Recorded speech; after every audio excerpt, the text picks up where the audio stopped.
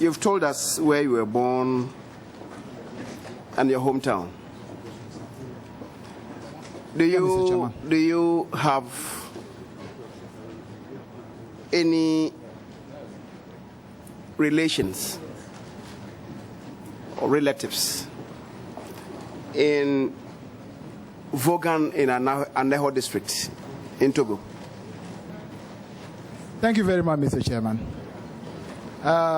I've never been to a place called Vaughan. I don't know of one known individual who is related to me who comes from Vaughan. Right. The reason is simple, because I come fully from Nogopo, from Denu, from Kliko, and from Anyako in the Volta region. I think waxing lyrical like this would not help you in any way. I asked a simple question, whether you have any relations. And then you kept singing. I just answered you, Mr. Chairman. I just asked a simple question. Whilst you were in Togo, had you emerged as a political animal, as you are now? Were you politically active? No, I wouldn't call myself as somebody who was politically active. I was like every young person. I mean, following politics generally. But at least I can say one thing for a fact, that in 1982, I started having growing inside this heart of mine love for a gentleman. His name, Jerry John Rawlings.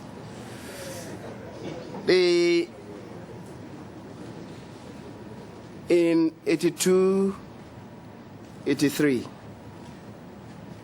there were a series of student demonstrations against the then president of Togo, General Eyadema. Were you in any way involved in any of such demonstrations? Mr. Chairman, in 82, 83, you will not dare have a demonstration against Eyadema. It was an ironclad political terrain. You will not dare. You really haven't answered the question. I'm asking you that there were quite a few demonstrations, isolated, patchy, if you may. And I'm asking whether you were in any way involved in any such.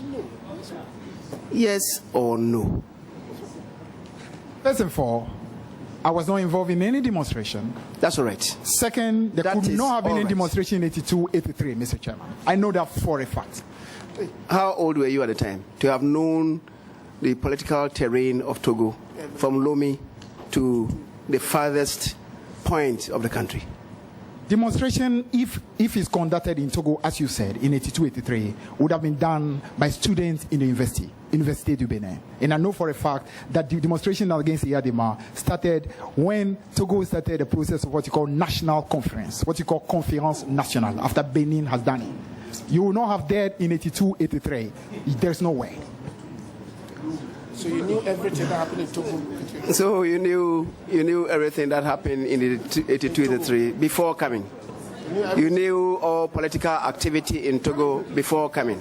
Mr. Chairman, you might have been very politically aware and to have known everything, every political activity that happened in Togo 82, 83. He must be God, omnipresent. Mr. Chairman, you don't even need to be politically aware to know about demonstrations, because demonstrations make news.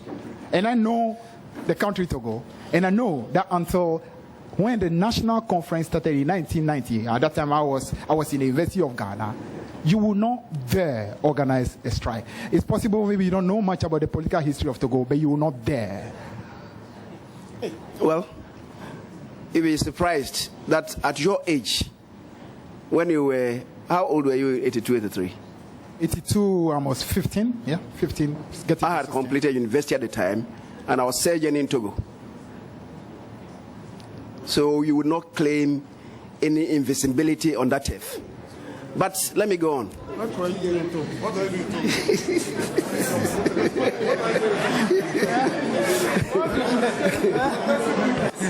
What were you doing in Togo? 15-year-old. What was this? Mr. Chairman, may I know from the nominee? May I know from the nominee? Minority leader. May I know from the nominee? Have you ever traveled on a Togolese passport before? Mr. Chairman, I've never held a Togolese passport. In fact, I don't have any other passport except the passport I'm proud of, Ghanaian passport. Well, Mr. Chairman, the nominee, you do know that when we talk about propaganda, it involves, and I'm quoting the definition of Chambers' 21st Century Dictionary, meaning of propaganda. Quote, the organized circulation by a political group, etc., of a doctrine, information, misinformation, rumor, or opinion intended to influence public feeling or opinion. That's the meaning of propaganda, as per Chambers' 21st Century Dictionary. Mr. Chairman, the nominee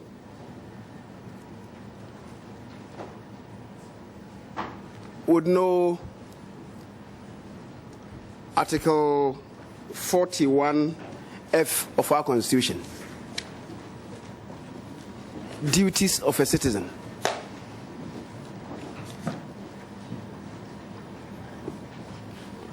The exercise and enjoyment of rights and freedoms is inseparable from the performance of duties and obligations, and accordingly, it shall be the duty of every citizen.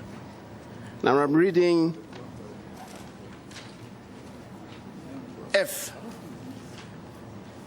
To protect and preserve public property and expose and combat misuse and waste of public funds and property. If the nominee has done anything to this effect, he must be congratulated. And the nominee, his paper has stated categorically, and I quote, the entire gold reserves of the nation has vanished practically into thin air. That was a categorical statement. In referring to it earlier on, you said you put a question mark. It is absolute untruth. This is how you put it. And you went further to say that the MPP government has completely sold off all of Ghana's gold reserves. That is in crystal clear lens. If you did so, pursuant to Article 41F, to protect and preserve public property and expose and combat misuse and waste of public funds and property, then indeed you did a human's job and you must be congratulated. However, in this circumstance, what is the evidence that you have that the entire gold reserves of the nation has vanished practically into thin air, and the MPP government has completely sold off all of Ghana's gold reserves? What is the evidence that you have to this effect? Thank you very much, Mr. Chairman. And you are destined for the ministry, to the Ministry of Finance. What is the evidence? Thank you very much, Mr. Chairman.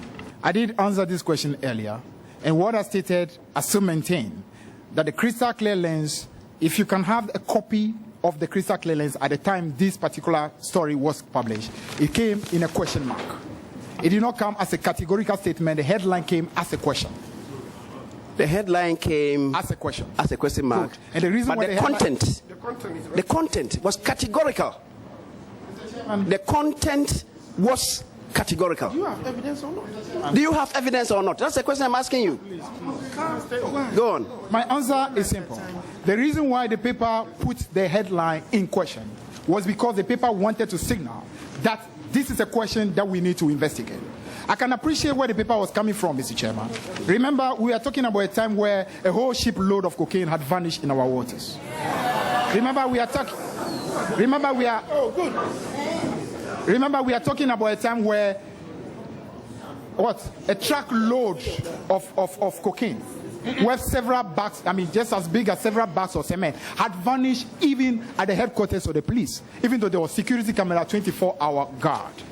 So naturally, when you hear from any report that gold reserves are vanishing, you clearly want to alarm the country so that we can find out whether it's the truth or not. It was the days of vanishing, and we did a patriotic duty by drawing the attention of the country. Mr. Chairman, the what I'm referring to is here. The editorial caption is, "First cocaine cargo on board ship vanishes.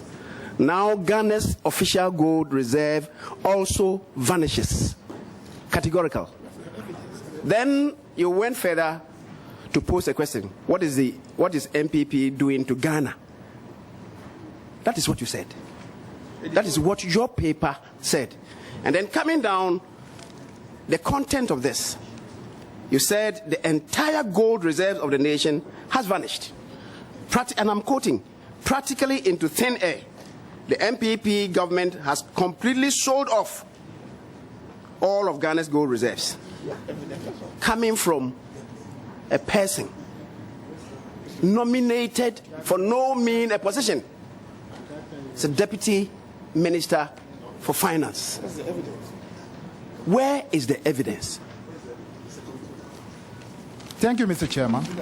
There again, you are operating on the premise that this story was the original story written by the Lens newspaper. That was not. The Lens newspaper killed this story from the Ghana web. It was not only the Lens that killed this particular story. Various other newspapers in the country killed the same story. We acted prudent because we knew that it's possible that it may not be true. That's why I said again that we place it in a form of a question. What we are talking about is an editorial that followed a story that we had carried first. Yes. As a banner. The story is as well here. The story is also here. And then you followed up with this editorial. There's no question on that. There's no question on that. And, Mr. Chairman, it's a simple question whether you have evidence to this or not. If you don't have, it's not everything. In spite of the scrutiny that maybe you undertake, the diligence, as you have told us, that you do, you may get it wrong. And I think that you should have the humility, the sense of humility to admit to errors. Instead of trying to justify it. If you are hauled before a court, charged with murder, and then your defense before the judge is that, other people have killed. Is that a defense? Other press houses have carried the story. It's not only the Lens. Is that the justification? You are the minister. You are to be. And you are to be a minister. Not the rest. Thank you very much, Mr. Chairman. I said again that the Lens killed this news from the web and acknowledge it as such. But that's not all. The same sources had prior to that broken other stories that prove out to be 100% accurate. The same Ghana web sources broke the arrest of Erika Moatem. The same Ghana web sources also broke the story of NPP, or let's call it the former government, having procured or having caused to be bought two presidential jets at a time where there was absolute denial on the part of MPP. It proved out also to be true. So if those sources mentioned that gold reserves were vanishing, we felt it was our responsibility to put out in the public domain, not stating in an affirmative way, but as a way of generating discussion in order for the truth to be ascertained.